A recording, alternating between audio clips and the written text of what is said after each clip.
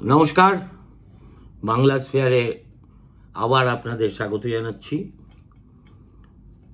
বলতে পারেন পরবাস থেকে, তবে আগামীকালই ফিরে যাব কলকাতায়।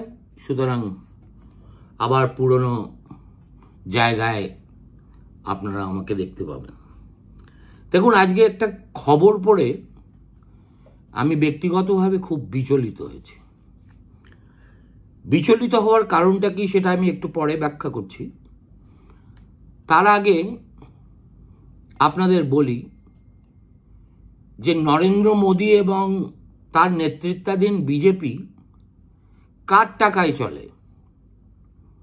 রাহুল গান্ধীকে যদি এ প্রশ্ন করেন তাহলে তার মুখে আপনি দুটো নাম শুনবেন, একটা গৌতম আদানি, আরেকটা মুকেশ আম্বানি। এমনভাবে আদানি আম্বানি আদানি আম্বানি আদানি আম্বানি প্রায় মন্ত্র জপার মতো করে রাহুল গান্ধী উচ্চারণ করে থাকেন যে 2024 লোকসভা ভোটের আগে নরেন্দ্র মোদী সংযম আর রক্ষা করতে না পেরে বলেছিলেন যে কি হলো, ও কংগ্রেসের মুখে তো আর আদানি আম্বানি আদানি আম্বানি আদানি আম্বানি নাম আমরা শুনতে পাই না। তাহলে কত মাল দিয়েছে কংগ্রেসকে এই দুটো কোম্পানি তাদের মুখ বন্ধ করে দেওয়ার জন্য। দেখুন, আম্বানি আদানি এই নামগুলোর বিরুদ্ধে যে যত অভিযোগই করুক না কেন, ভারতবর্ষের শিল্প মানচিত্রে এমনকি বিশ্বের ধনকুবেরদের মধ্যেও এদের স্থান অনেক উপরে। আর আমাদের রাজ্যে সব ব্যাপারে দেখুন আমরা হতভাগ্য। আমাদের রাজ্যের শাসক দলের আম্বানি আদানির স্নেহস্পর্শ কতখানি জোটে তা নিয়ে আমার কোনো ধ্যান ধারণাই নেই। নিশ্চয়ই কিছু জোটে ভোট এলে, কিন্তু যাদের কাছ থেকে টাকা নিয়ে তৃণমূল কংগ্রেস প্রধানত তাদের ওয়ার চেস্ট তৈরি করে বা করেছে এতদিন, some of them are dreaded mafias and criminals of this country. তাদেরই একজনের নামের একটা প্রকাশিত খবর আমি আজকে আপনাদের পড়ে শোনাচ্ছি। এই ভদ্রলোকের নাম হচ্ছে স্যান্টিয়াগো মার্টিন, যিনি পশ্চিমবঙ্গে লটারি ব্যবসার একচ্ছত্র অধিপতি। ডিয়ার লটারির নামে তিনি একটি সংক্রামক ব্যাধি কুচবিহার থেকে কাকদ্বীপ পর্যন্ত ছড়িয়ে দিয়েছেন এবং সেই ব্যাধিতে আক্রান্ত হয়ে আমার রাজ্যের গরিব গুরব মানুষ যে পরিমাণ টাকা লটারির টিকিটের পিছনে খরচ করছে তার সঠিক হিসেব তো কারোর কাছে নেই। কিন্তু কথা হলো, এই যে একচ্ছত্র ব্যবসা করার অধিকার, সেই অধিকার কিসের বিনিময়ে পেয়েছে এই স্যান্টিয়াগো মার্টিন? নাম শুনলে হয়তো প্রথম চোটে আপনার মনে হতে পারে ভদ্রলোক কি পর্তুগিজ বা ইউরোপিয়ান? তা কিচ্ছু নন। দেখুন, এই ভদ্রলোকের ব্যাপারে এনফোর্সমেন্ট ডাইরেক্টরেট একটা চাঞ্চল্যকর তথ্য দেশবাসীর সামনে রেখেছে। সেটা হচ্ছে, এই লোকটা নিজের এবং অন্যের বেনামি সম্পত্তি কবজা করে রাখার জন্য 350 শেল কোম্পানি খুলে বসেছে। একটা নয়, দুটো নয়, 10টা নয়, 20টা নয়, 100টা নয়, 350টা শেল কোম্পানির ভুয়ো কোম্পানি চালাচ্ছে এই স্যান্টিয়াগো মার্টিন। এবং সবচেয়ে বড় কথা যে এই যে 350টা ভুয়ো কোম্পানি, এগুলো প্রতিটা রেজিস্টার্ড হয় তার নিজের বা তার পরিবারের সদস্যদের নামে। এর মধ্যে 15টা পার্টনারশিপ ফার্ম, 200টা কোম্পানি এবং 110টা হচ্ছে এলএলসি, অর্থাৎ limited liability partnership, LLP sorry. এখন এনফোর্সমেন্ট ডাইরেক্টরেটের অনুমান হলো যে এই ভুয়ো কোম্পানিগুলোকে আসলে ল্যান্ড হোল্ডিং এন্টিটি বলা যায়। অর্থাৎ এমনিতেই সব কোম্পানি কোনো কাজ করে না, শুধু জমি জমা এবং সম্পত্তি বিভিন্ন জায়গায় ছড়ানো, সেগুলোর মালিকানা ধরে রাখতেই এতগুলো কোম্পানি খোলা হয়েছে। আদারওয়াইজ এদের কোনো ব্যবসাপত্র নেই, কোনো সোর্স অফ ফান্ডিং নেই। একমাত্র সোর্স অফ ফান্ডিং হচ্ছে লটারি বিজনেসের টাকা সরিয়ে এত সম্পত্তির মালিকানা দখল করা। এখন এই যে ভারতবর্ষে ইলেকটোরাল বন্ড নিয়ে এত হইচই হলো, সুপ্রিম কোর্টের আদেশে স্টেট ব্যাংক অফ ইন্ডিয়া সমস্ত দলে কে কাকে কত টাকা দিয়েছে ইলেকটোরাল বন্ডের মাধ্যমে, সেগুলো সব পাবলিক ডোমেইনে এসে গেল। তখনই আমরা প্রথম জানতে পারলাম, আমি অন্তত জানতে পারলাম, এই স্যান্টিয়াগো মার্টিনের নাম। কেন জানতে পারলাম? জানতে পারলাম এই কারণে যে আমাদের শাসক দল হচ্ছে এই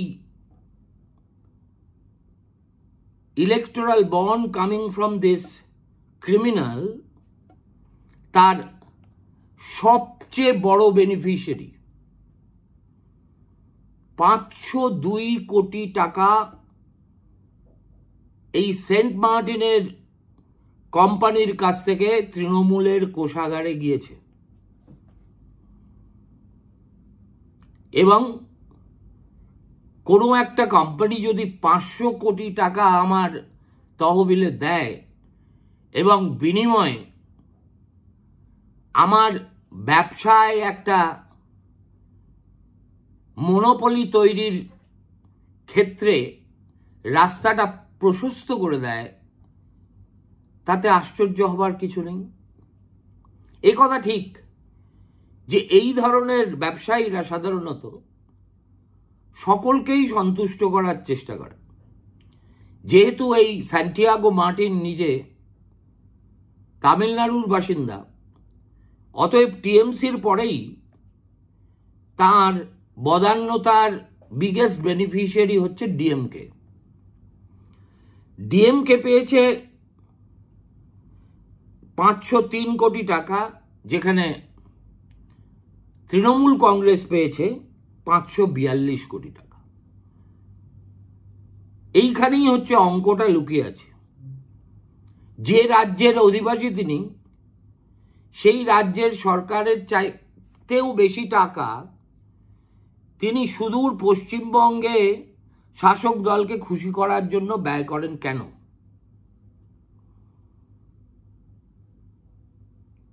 তার তো কোনো সদুদ্দেশ্য থাকতে পারে না। তেমনি ওয়াইএসআর কংগ্রেস তেলেঙ্গানার, তাকে এই কোম্পানি দিয়েছে 154 কোটি টাকা। আর বিজেপিকে বাদ দিয়ে তো ভারতবর্ষে কিছু হবে না, অতএব তাদের দিয়েছে 100 কোটি টাকা। এবং এই যে ইডির যে রিপোর্ট, চূড়ান্ত রিপোর্ট তৈরি করেছে, তাতে বলা হচ্ছে যে বহু পলিটিক্যালি এক্সপোজড পারসনস, এটা একটা নতুন টার্ম আমি শিখলাম, এদের বলা হচ্ছে পিপিস, এবং এই সব পলিটিক্যালি ইম্পর্ট্যান্ট পারসনসদের বহু জমি জায়গা বেনামে তামিলনাড়ুতে তাদের কাছে আছে, এবং তার যে এই যে 350টা ভুয়ো কোম্পানি এবং এলএলপি, সেগুলোর একমাত্র খাতায় লেখা আছে যে এই সম্পত্তিগুলোই হচ্ছে তাদের ফলস লায়াবিলিটিস। তার মানে what this man does is not business. In the garb of business he actually operates like a mafia. এবং ইডি ক্যালকুলেট করে দেখেছে যে book value of the properties যেগুলো এই মার্টিনের কোম্পানি কিনেছে, সেগুলো হচ্ছে, এগুলো of the properties acquired using these paper entities would be more than 3,000 crores book value, and that their market value would be several times higher. Book value যদি 3,000 হয়, market value ধরে নিন 15,000 টাকাও হতে পারে, 15,000 কোটি টাকা। এখন এই যে শেষ দফার যে তল্লাশি অভিযান ইডি চালিয়েছিল নভেম্বরের 14 থেকে 16 পর্যন্ত গত বছর, সেখানেই ইডি এই গ্রুপ কত ধরনের সম্পত্তিতে বিনিয়োগ করে বসে আছে, কোয়েম্বাটোর, চেন্নাই, দুবাই, লন্ডন, সর্বত্র, সে সংক্রান্ত যাবতীয় নথিপত্র তারা বাজেয়াপ্ত করতে পেরেছে। এর মধ্যে যেসব প্রপার্টির আছে, তার মধ্যে একটা ল্যান্ড পার্সেল আছে কালিপালায়াম, তামিলনাড়ু, একটা জমি আছে 3.75 একর ওই একই এলাকায়, এবং যেহেতু অন্য কোনো আর উপায় নেই, অতএব ইডি এই সব প্রপার্টিকে অ্যাটাচ করে বসে আছে।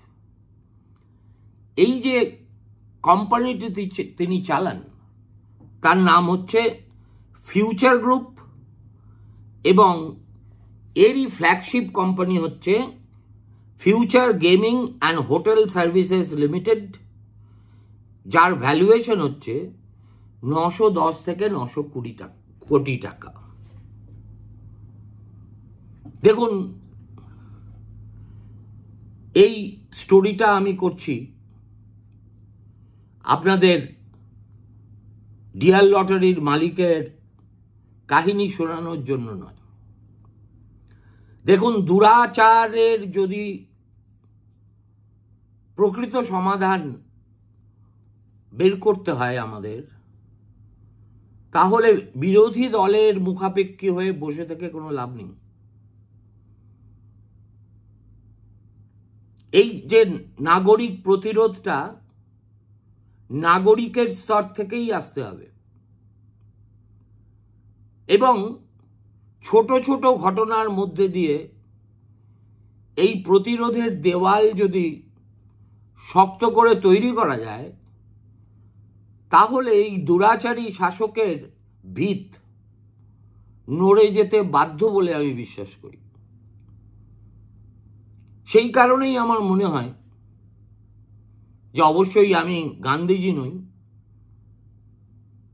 বা রাজনীতি করি না, কোনো নাগরিক আন্দোলনের ডাক দেওয়ার কোনো হক সেই অর্থে আমার নেই, কিন্তু রাজ্যের একজন সচেতন প্রবীণ নাগরিক হিসেবে আমার মনে হয় গোটা রাজ্য জুড়ে এই ডিয়ার লটারি বয়কট করার ডাক দেওয়া উচিত এবং এমনভাবে এই লটারির বিরুদ্ধে জনমত সংগঠিত করা উচিত যাতে শাসক টের পায় যথেচ্ছাচার করারও কোথাও একটা সীমা থাকা উচিত।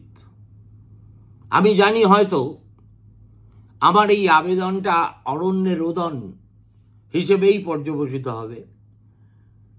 হাজার হোক, আমার এই ভিডিও আর দেখেন কজন, আর যারা দেখেন তাদের মধ্যে কজন ডিয়ার লটারি কেনেন? ডিয়ার লটারি প্রধানত তো বিক্রি হয় শুনেছি বাংলার মফস্বল এলাকায়, কিন্তু দুটি জনপদও যদি আমার কথায় আন্দোলিত হয়ে এই ডিয়ার লটারি বয়কটের প্রতিজ্ঞা করে, আমার মনে হবে আমার এই ক্ষুদ্র প্রচেষ্টা সার্থক। দেখুন, ছ্যাঁচড়দের সাহায্য করে ছ্যাঁচড়ি। বিজেপি আদানি আম্বানির কাছ থেকে টাকা নেয় বলে যারা গাল দেয়, তারা যে দাউদ ইব্রাহিমের ঠিক একটু একটা স্তর উপরে থাকা ব্যবসায়ীদের টাকায় লালিত এবং পালিত হচ্ছে, বাঙালিকে কি সেটাও মুখ বুজে সহ্য করে যেতে হবে? এটাই কি বঙ্গজীবনের প্রভাব? আর মুখাপেক্ষী হয়ে বসে থাকতে হবে কবে বিরোধী দলের নেতারা বলবেন আপনারা বয়কট করুন তার জন্য? দেখুন, charity should begin at home. If the change has to be meaningful, এবং in order to turn this change into something meaningful, the first thing that we can do as citizens is to stop cooperating with declared offenders. আপনার যে টাকা দিয়ে আপনি dear lottery কেনেন, সেই টাকা শেষ পর্যন্ত অসৎ কাজে ব্যয় হয়, এটা দয়া করে মাথায় রাখবেন। তাতে যদি আপনাদের সামান্য ক্ষতি হয় তো হোক, কিন্তু পশ্চিমবঙ্গের সুনাম সুরক্ষার জন্য এইটুকু ত্যাগ বোধহয় আমাদের কর্তব্য। ভালো থাকবেন। নমস্কার, শুভরাত্রি।